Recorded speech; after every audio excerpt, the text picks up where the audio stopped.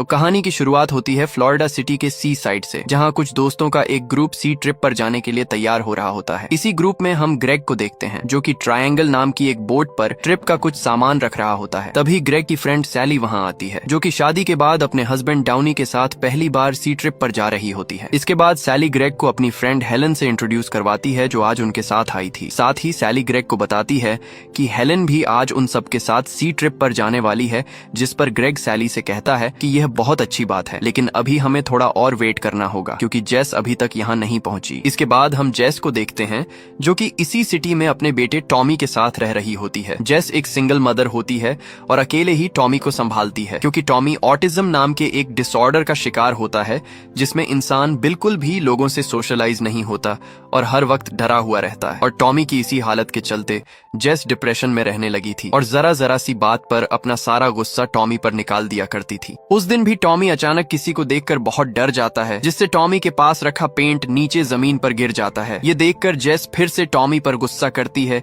और पेंट साफ करने लगती है। तभी जेस को डोरबेल की आवाज सुनाई देती है और वह घर से बाहर चली जाती है, लेकिन बाहर कोई भी नहीं होता और यह देखकर जेस वापस घर के अंदर आ जाती है। फिर वह एक बड़े से ब्रीफ केस में कुछ सामान रखने लगती है। तभी जेस की नजर फ्रिज पर पड़ती है और उसे याद आता है कि आज उसे अपने फ्रेंड ग्रेग और बाकी दोस्तों के साथ सी ट्रिप पर जाना था। इसके बाद जेस अपनी चाबियां उठाती है और ब्रीफकेस को गाड़ी में रखकर वापस घर के अंदर आती है, जहां टॉमी बहुत बुरी तरह डरा हुआ होता है। जेस टॉमी को गले लगाकर प्यार करती है और उसे समझाती है कि यह बस एक बुरा सपना था। फिर वह उसे अपने साथ बाहर ले जाती है, जिसके बाद वे दोनों तेजी से सी साइड की तरफ जाने लगते हैं, जहां ग्रेग उनका इंतजार कर रहा होता है। कुछ ही देर में जेस सी साइड पहुंच जाती है, जहां ग्रेग का फ्रेंड वेक्टर देखता है कि जेस कुछ परेशान सी लग रही है, जिस पर वेक्टर जेस से टॉमी के बारे में पूछता है कि वह जेस के साथ क्यों नहीं आया। टॉमी का नाम सुनकर जेस वेक्टर से कहती है कि टॉमी का आज स्कूल में फंक्शन था, इसलिए वह उनके साथ नहीं आ सकता। तभी ग्रेग वहां आ जाता है और जेस ग्रेग को देखकर काफी इमोशनल हो जाती है। इसके बाद ग्रेग जेस को सभी दोस्तों से मिलवाता है जो आज उनके साथ ट्रिप पर जाने वाले थे, और जल्द ही उनकी बोट समुद्र में सी ट्रिप के लिए निकल पड़ती है। बोट पर आते ही जेस की कुछ समय के लिए आंख लग जाती है और तभी जेस को एक सपना आता है, जिसमें जेस खुद को बीच के किनारे पड़ा हुआ देखती है। तभी डर से जेस की आंख खुल जाती है। उसी समय वेक्टर ग्रेग को बताता है कि जेस ने कहा था कि टॉमी आज भी स्कूल गया है, लेकिन आज तो शहर के सभी स्कूल बंद हैं। क्या यह बात अजीब नहीं है? जिस पर ग्रेग वेक्टर से कहता है कि टॉमी एक स्पेशल चाइल्ड है, हो सकता है कि उसका स्कूल आज भी खुला हो। उसी समय जेस भी बोट के डेक पर आ जाती है और बोट चलाने लगती है कि तभी कुछ देर बाद सबको समुद्र में दूर एक तूफान उठता दिखाई देता है, जिस पर ग्रेग सभी को जल्दी से लाइफ जैकेट पहनने के लिए कहता है और खुद ट्रांसमीटर से कोस्ट गार्ड से संपर्क करता है। संपर्क होते ही ग्रेग कोस्ट गार्ड को समुद्री तूफान के बारे में जानकारी देता है, जिस पर कोस्ट गार्ड ग्रेग को बताता है कि उन्हें तो समुद्र में कोई तूफान दिखाई नहीं दे रहा। और यह सुनकर ग्रेग थोड़ा परेशान हो जाता है कि उसी समय ग्रेग को ट्रांसमीटर से किसी लड़की की आवाज सुनाई देने लगती है, जो उससे मदद मांग रही होती है। वह लड़की ग्रेग से कहती है कि वह सबको मार देगी, इसलिए जल्दी उसे बचा लिया जाए। जिस पर ग्रेग उस लड़की से पूछता है कि वह कौन है और कहां से बात कर रही है, लेकिन उसी समय ट्रांसमीटर की लाइन कट जाती है और समुद्री तूफान तेजी से बोट की तरफ आने लगता है और देखते ही देखते बोट तूफान की चपेट में आकर पूरी तरह पलट जाती है, जिस पर अगले ही पल बोट पर मौजूद सभी लोग समुद्र में जा गिरते हैं और अपनी जान बचाने के लिए तेजी से हाथ पैर चलाने लगते हैं। कुछ ही देर में तूफान टल जाता है, लेकिन बोट पूरी तरह तबाह होकर समुद्र में पलट चुकी होती है। तभी बच जाने वाले लोग तेजी से उस पलटी हुई बोट पर आ जाते हैं, जहां उन्हें पता चलता है कि उनके साथ ट्रिप पर आई हेलन गायब हो गई है, यानी वह इस तूफान में मारी जा चुकी थी। हेलन को गायब देखकर सैली बुरी तरह रोने लगती है, जिस पर डाउनी सैली को समझाते हुए कहता है कि हमने अभी तक हेलन की लाश नहीं देखी, क्या पता वह अभी भी जिंदा हो। इसके बाद सभी बचे हुए लोग समुद्र के बीचों बीच मदद का इंतजार करने लगते हैं कि उसी वक्त जेस की नजर दूर से आती एक बहुत बड़ी शिप पर पड़ती है। वेक्टर और बाकी लोग भी शिप को करीब आता देख बहुत खुश हो जाते हैं और तेजी से मदद के लिए चिल्लाने लगते हैं। जल्दी ही वह शिप उनकी बोट के करीब आ जाती है। इस शिप का नाम एओलस होता है कि तभी उन्हें शिप के डेक पर खड़ा एक इंसान दिखाई देता है,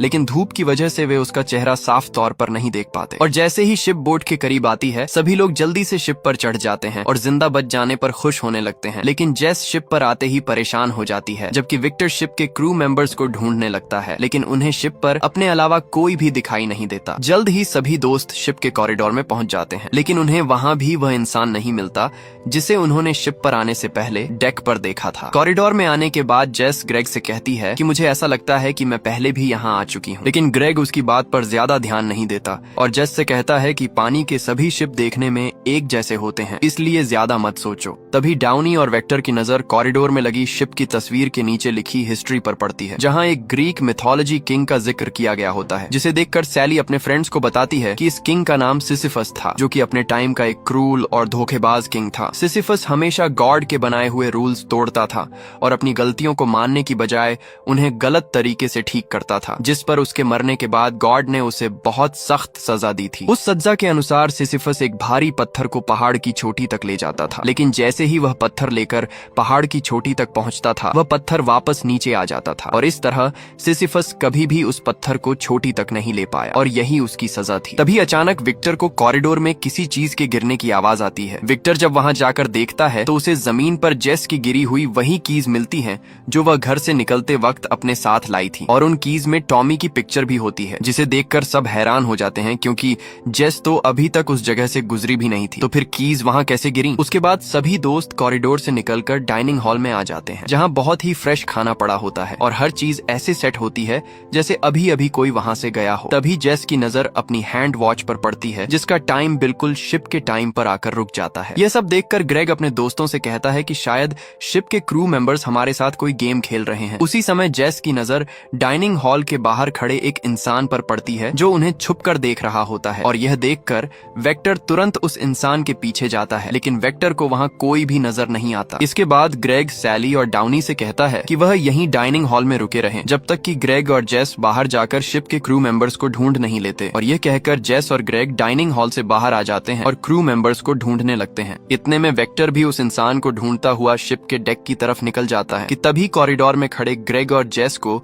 वॉशरूम से शावर ऑन होने की आवाज आती है, जिसे सुनकर ग्रेग और जेस तुरंत बाथरूम की तरफ चले जाते हैं, और जैसे ही वह बाथरूम के अंदर आते हैं उन्हें मिरर पर खून से कुछ लिखा हुआ दिखाई देता है, जिसमें उन्हें थिएटर रूम में जाने के लिए कहा जा रहा होता है। यह सब देखकर ग्रेग गुस्से में आ जाता है, जिस पर जेस ग्रेग से कहती है कि यह सब बिल्कुल नॉर्मल नहीं है, मुझे लगता है ये सब मेरे साथ पहले भी हो चुका है। लेकिन ग्रेग यह सुनकर जेस को डांट देता है, जिस पर जेस नाराज होकर वहां से चली जाती है, जबकि ग्रेग थिएटर रूम ढूंढने लगता है। कुछ देर बाद सैली और डाउनी भी डाइनिंग हॉल से बाहर आ जाते हैं, जहां उन्हें जमीन पर ब्लड के निशान दिखाई देते हैं, जिसे देखकर सैली और डाउनी उनका पीछा करते हुए थिएटर रूम तक पहुंच जाते हैं। दूसरी तरफ जेस भी सैली और डाउनी को ढूंढते हुए वापस डाइनिंग हॉल में आती है, जहां वह देखती है कि सारा फ्रेश खाना अब गल सड़ चुका है। कि उसी समय वेक्टर भी काफी घायल हालत में डाइनिंग हॉल पहुंच जाता है, और जैसे ही वेक्टर की नजर जेस पर पड़ती है वह जेस पर हमला कर देता है, जिस पर जेस अपने बचाव के लिए वेक्टर के सिर के जख्म पर वार करती है और वेक्टर वहीं मर जाता है। जेस को कुछ समझ नहीं आता कि यह सब उसके हाथों कैसे हो गया कि तभी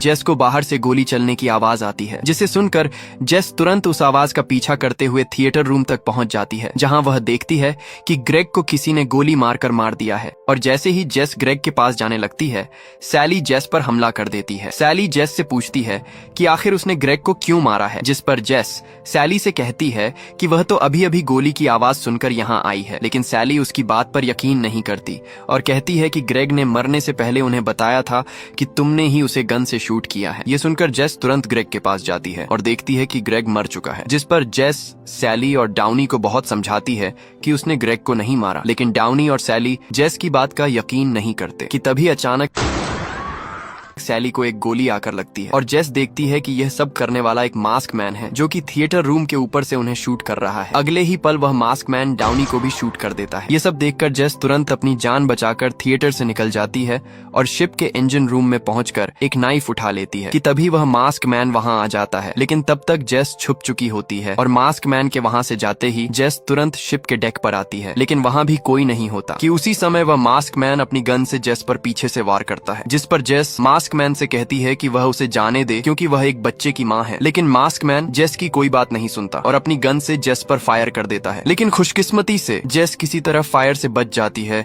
और तुरंत वहां से भाग निकलती है, लेकिन मास्क मैन लगातार पीछे से जेस पर फायर करने लगता है, जिससे उसकी गन की सभी बुलेट्स खत्म हो जाती हैं। और उसी समय जेस को भी एक कुल्हाड़ी मिलती है और जैसे ही मास्क मैन जेस के पास आता है, जेस मास्क मैन पर हमला करके उसे शिप के किनारे तक ले आती है, जहां मास्क मैन उससे कहता है कि तुम्हें उन सबको मारना होगा, तभी यह सब सब खत्म हो सकता है। लेकिन जेस को कुछ समझ नहीं आता और वह मास्क मैन पर कुल्हाड़ी से वार कर देती है, जिससे वह मास्क मैन शिप से नीचे पानी में गिर जाता है और जेस को लगता है कि सब खत्म हो चुका है। अचानक जेस को पास के शिप रूम से म्यूजिक की आवाज आती है और जेस जब रूम में जाकर देखती है तो वहाँ एक म्यूजिक प्लेयर चल रहा होता है। जेस उस प्लेयर को बंद करती है, लेकिन वह म्यूजिक प्लेयर फिर से ऑन हो जाता है कि तभी जेस को शिप से दूर कुछ लोगों के चिल्लाने की आवाज आती है, जिसे सुनकर जेस तुरंत शिप के डेक पर आती है, जहाँ उसे समुद्र में कुछ ऐसा दिखाई देता है जिसे देखकर जेस के पैरों तले से जमीन खिसक जाती है। जेस देखती है कि उसके सामने उसके फ्रेंड्स अपनी पलटी हुई बोट पर खड़े उससे हेल्प मांग रहे हैं और एक और नई जेस भी उनके साथ है। यह दृश्य देखकर जेस बुरी तरह डरकर वापस रूम में आ जाती है और इतने में जेस के फ्रेंड्स और जेस 2 भी शिप पर आ चुके होते हैं, यानी कि अब शिप पर 2 जेस एक साथ मौजूद होती हैं। और यहाँ हम देखते हैं कि टाइम फिर वहीं से स्टार्ट हो जाता है जब जेस 1 थोड़ी देर पहले अपने फ्रेंड्स के साथ शिप पर आई थी और यह देखकर जेस 1 अपने फ्रेंड्स का पीछा करती है। जेस 1 देखती है कि उसके फ्रेंड्स फिर से कॉरिडोर से गुजरते हैं, जहाँ उन्हें सिसिफस की स्टोरी पता चलती है। यहीं डर के मारे जेस 1 की कीज गिर जाती हैं और जेस 1 वहां से भाग जाती है। फिर विक्टर को जेस 1 की कीज मिलती है, जिसे वह जेस 2 को दे देता है। इसके बाद फिर से सभी फ्रेंड्स डाइनिंग हॉल में जाते हैं। तभी जेस 1 बाथरूम में जाती है, जहां उसे मिरर पर खून से लिखा वही मैसेज दिखाई देता है, यानी थिएटर में जाओ, जिसे पढ़कर जेस 1 डाइनिंग हॉल के बाहर जाकर अपने फ्रेंड्स को देखने लगती है। और उसी समय जेस 2 की नजर जेस 1 पर जाती है, जिस पर जेस 1 बहुत डर जाती है और भागकर शिप के डेक पर आ जाती है। जेस को कुछ समझ नहीं आता कि आखिर यह सब क्या हो रहा है। उसके सभी फ्रेंड्स और वह नई जेस कैसे दोबारा शिप पर वापस आ गए हैं कि तभी जेस की नजर समुद्र में तैरती एक लाश पर पड़ती है, जिसे सी गर्ल्स खा रहे होते हैं। गौर करने पर जेस को पता चलता है कि यह सैली के हस्बैंड डाउनी की लाश है। अचानक वेक्टर भी वहां आ जाता है और जेस को डेक पर देखकर हैरान रह जाता है कि इतनी जल्दी जेस डाइनिंग हॉल से शिप के डेक पर कैसे आ गई, जिस पर जेस वेक्टर को बताती है कि इस शिप पर कुछ बहुत अजीब हो रहा है। जेस वेक्टर से कहती है कि उनके सभी फ्रेंड्स मारे जा चुके हैं और उनके साथ आने वाली जेस असली नहीं है। साथ ही जेस वेक्टर को समुद्र में डाउनी की लाश दिखाती है, लेकिन जब वेक्टर पानी में देखता है तो वहाँ कुछ नहीं होता, जिस पर वेक्टर जेस पर गुस्सा करता है और जेस से कहता है कि मुझे लगता है कि तुम भी अपने बेटे की तरह पागल हो चुकी हो, और यह कहकर वह नीचे जाने लगता है। लेकिन जेस वेक्टर को रोककर जबरदस्ती सच बताने लगती है कि तभी डेक पर लगी एक आयरन रॉड वेक्टर के सिर में घुस जाती है, जिससे वेक्टर बुरी तरह घायल हो जाता है। और यह देखकर जेस डर के मारे वहां से भागकर नीचे इंजन रूम में आ जाती है, जहां जेस की नजर वहां पड़े ढेर सारे पेपर्स पर पड़ती है, जिस पर लिखा होता है सबको मार दो, जिन्हें पढ़कर जेस पास पड़ा एक पेपर उठाकर वही बात उस पेपर पर लिखती है और जान जाती है कि यह राइटिंग जेस की है और इन सभी पेजेस पर उसी ने यह सब लिखा है। इसके बाद जेस को वहां पड़े कुछ कोट्स और गन्स भी नजर आती हैं और जेस इन गन्स में से एक गन उठा लेती है, जिस पर जेस के दिमाग में बुरे बुरे विचार आने लगते हैं कि उसी समय जेस की नजर वहां पड़े ढेरों लॉकेट्स पर पड़ती है और करीब से देखने पर जेस को पता चलता है कि वह सभी लॉकेट्स जेस के ही हैं, जिन पर टॉमी की पिक्चर भी लगी होती है। और उसी समय जेस का एक और लॉकेट भी वहीं गिर जाता है। ये सब देखकर जेस को क्लियर हो जाता है कि वह एक टाइम लूप में फंस चुकी है, एक ऐसा टाइम लूप जिसमें एक पैटर्न बार बार रिपीट हो रहा है। और चीजों को देखकर जेस जान जाती है कि वह पहले भी कई बार यहाँ आ चुकी है। अब जेस सोचने लगती है कि वह इस टाइम लूप को कैसे रोके, और तभी जेस एक फैसला करती है। वह गन और कुछ बुलेट्स लेती है और अपने दोस्तों को बचाने के लिए बाहर निकलती है। जेस जान जाती है कि अगर इस टाइम लूप को तोड़ना है तो उसे अपने फ्रेंड्स को मरने से पहले बचाना होगा, जिसके बाद वह सब मिलकर इस शिप से निकल जाएंगे। और यही सोचकर जेस गन लेकर डाइनिंग हॉल में आती है, जहां घायल वेक्टर भी आ चुका होता है कि तभी जेस 2 भी वहां आ जाती है। और यह देखकर जेस 1 जेस 2 पर गन तान लेती है ताकि उसे मारकर अपने सभी दोस्तों को बचा सके, लेकिन वह चाहकर भी जेस 2 को मार नहीं पाती। और यह देखकर जेस 2 वहां से भाग जाती है। वेक्टर भी सच्चाई अपनी आंखों से देख लेता है, जिसके बाद जेस 1 वेक्टर के पास आकर उससे कहती है कि वह यहीं डाइनिंग हॉल में रुके, कुछ ही देर में वह उनके बाकी फ्रेंड्स को लेकर यहाँ आएगी और उसके बाद वे जल्दी से इस शिप से निकल जाएंगे। इसके बाद जेस जल्दी से थिएटर में आती है और देखती है कि ग्रेग पहले ही मर चुका है, जिस पर जेस जल्दी से उस मास्क मैन पर अपनी गन से फायर करती है और सैली और डाउनी को वहां से निकाल लाती है। साथ ही जेस डाउनी को गन देकर कहती है कि तुम दोनों यहीं रुको और जब तक मैं वापस ना आऊं मेरे सिवा किसी पर भरोसा मत करना। और यह कहकर वह वेक्टर को लेने वापस डाइनिंग हॉल में चली जाती है, लेकिन तब तक वेक्टर वहां से गायब हो चुका होता है, जिस पर जेस जमीन पर पड़े ब्लड के निशानों का पीछा करती है और डेक पर पहुंच जाती है, लेकिन उसे वेक्टर कहीं दिखाई नहीं देता। तभी जेस को नीचे गोली चलने की आवाज आती है। ये डाउनी था जो किसी पर फायर कर रहा था। इसके बाद हम उस मास्क मैन को देखते हैं जो अचानक अपना मास्क उतार देता है और यहाँ हमें पता चलता है कि यह मास्क मैन कोई और नहीं बल्कि खुद जेस ही होती है। तभी वह नई जेस सैली सैली और डाउनी के सामने आती है और उन्हें अपने साथ एक रूम में ले जाती है। इससे पहले कि डाउनी और सैली कुछ समझ पाते, वह जेस एक चाकू से डाउनी का गला काट डालती है और सैली को भी घायल कर देती है। लेकिन सैली किसी तरह उस नई जेस से बचकर बाहर आ जाती है, जहाँ जेस 1 उसे रोकने की कोशिश करती है। लेकिन सैली जेस से इतना डर चुकी होती है कि वह खुद को बचाकर तुरंत कंट्रोल रूम में आ जाती है और वहाँ पड़े ट्रांसमीटर से कोस्ट गार्ड से हेल्प मांगती है। इतने में जेस भी कंट्रोल रूम तक पहुँच जाती है, जिस पर सैली डर के मारे कंट्रोल रूम से निकल जाती है कि तभी जेस ट्रांसमीटर पर ग्रेग की आवाज सुनती है। और यहाँ हमें पता चलता है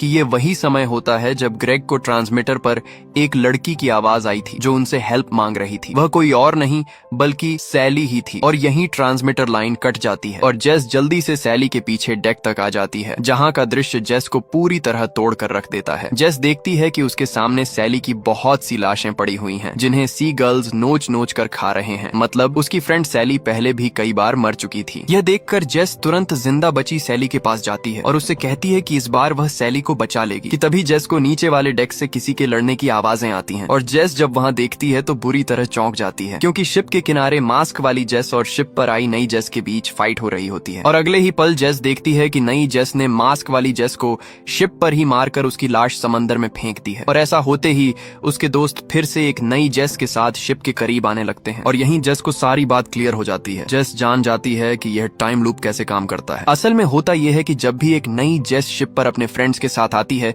तो शिप पर पहले से मौजूद मास्क वाली जेस नई वाली जेस के सभी फ्रेंड्स को मार डालती है। लेकिन जब आखिर में मास्क वाली जेस नई जेस को मारने जाती है तो नई जेस किसी तरह मास्क वाली जेस को ही मारकर समंदर में फेंक देती है, जिससे टाइम लूप फिर से स्टार्ट हो जाता है और जेस कभी भी इस शिप से निकल ही नहीं पाती। लेकिन तभी जेस को एक बात याद आती है कि जब पहली बार उसने मास्क वाली जेस पर अटैक किया था तो वह मरी नहीं थी बल्कि जिंदा ही समंदर में जा गिरी थी। उसी समय टाइम लूप फिर स्टार्ट हो जाता है, जिसे देखकर जेस बुरी तरह टूट जाती है। जेस जल्दी से कंट्रोल रूम में जाकर शिप को रोकने की बहुत कोशिश करती है ताकि वह बोट पर वापस जा सके, लेकिन तब तक बोट शिप से काफी दूर जा चुकी होती है। इसी पल जेस एक खतरनाक फैसला करती है कि इस बार वह शिप पर आई नई जेस और अपने सभी फ्रेंड्स को बचाने की बजाय मार डालेगी और जब टाइम लूप दोबारा स्टार्ट होगा तो वह अपने दोस्तों को शिप पर आने ही नहीं देगी बल्कि उनके साथ ही वापस बोट पर चली जाएगी। फिर जेस जल्दी से बाथरूम में जाकर ब्लड से मिरर पर गो टू द थिएटर लिख देती है और शावर ऑन कर देती है ताकि शिप पर फिर से आने वाले जेस के फ्रेंड्स थिएटर रूम चले जाएं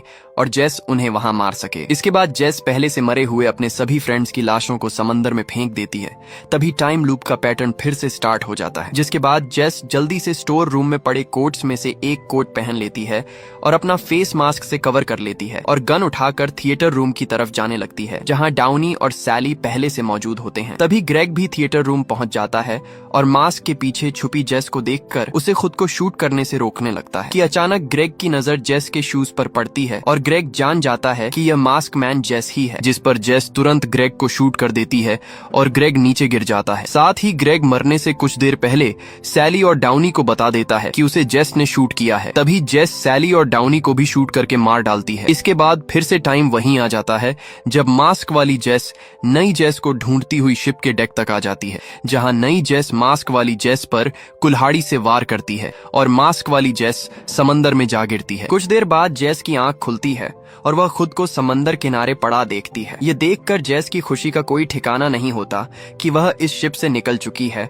और टाइम लूप खत्म हो गया है। ये सोचकर जेस तेजी से भागकर अपने घर पहुंच जाती है और छुपकर विंडो से अपने बेटे टॉमी को देखती है जो पेंट कर रहा होता है। कि तभी जेस की नजर सामने पड़ती है जहां एक और जेस रूटीन का काम कर रही होती है, यानी टाइम लूप अब भी चल रहा था जहां जेस अपने पास्ट में आ चुकी थी और ये टाइम आज सुबह का ही था। तभी अचानक टॉमी की नजर विंडो पर खड़ी जेस पर पड़ती है और डर के मारे टॉमी से पेंट गिर जाता है, जिस पर सुबह वाली जेस टॉमी पर बहुत गुस्सा करती है। यह सब देखकर बाहर खड़ी जेस रोने लगती है कि वह कितनी बुरी माँ है कि अपने बच्चे के साथ ऐसा व्यवहार कर रही है। और तभी जेस एक फैसला करती है। जेस घर की डोरबेल बजाती है, जिस पर घर के अंदर वाली जेस बाहर आती है और इतने में जेस एक हथौड़ा लेकर घर वाली जेस के रूम में जाकर उसे मार डालती है ताकि अब वह एक अच्छी माँ बनकर हमेशा के लिए टॉमी के साथ रह सके। कि तभी टॉमी वहां आकर यह सब देख लेता है, जिस पर जेस उसे गले लगाकर प्यार करती है और समझाती है कि यह बस एक बुरा सपना था। इसके बाद जेस घर वाली जेस की लाश को ब्रीफ केस में डाल देती है, साथ ही उसका लॉकेट भी पहन लेती है और जल्दी टॉमी और जेस घर से सी साइड की तरफ जाने लगते हैं। रास्ते में जेस अपने बेटे से अब तक किए गए अपने हर बुरे बिहेवियर की माफी मांगती है